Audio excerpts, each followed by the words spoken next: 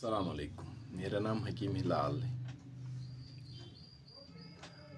आज हम समझते हैं कि कभी हम कहते हैं सोच और समझकर फैसला लीजिए, और हम फैसला ले लेते हैं, जबकि सोच एक ऐसी चीज़ है जो हमेशा हमारे गिर्द घूमती है, हमारे ख्यालों में रहती है, हमारे दिमाग में चलती रहती है। सोच की कोई हद नहीं होती।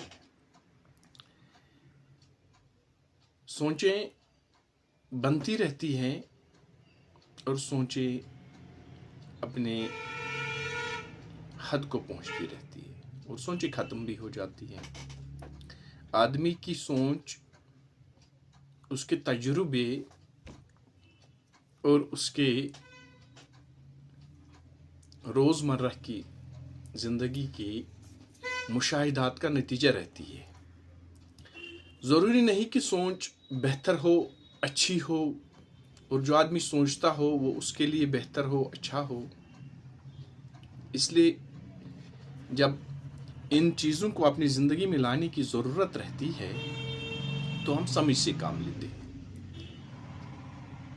समझ मुशाहिदात, तजुर्बात का एक निचोड़ रहता है, और इस समझ की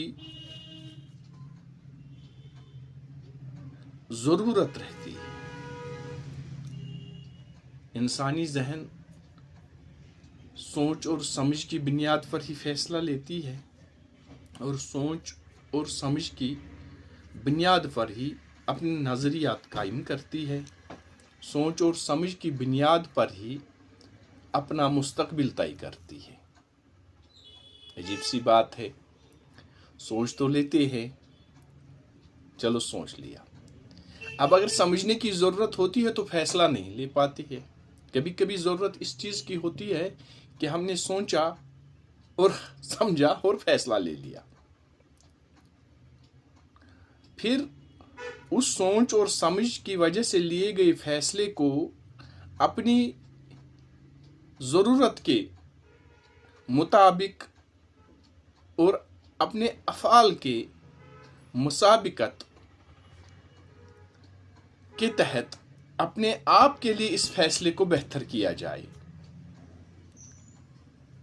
कभी कभी फैसला लिया हुआ हमें बेहतर नहीं लगता, तो हमें उस फैसले को पलट देना चाहिए और दूसरा एक फैसला लेना चाहिए।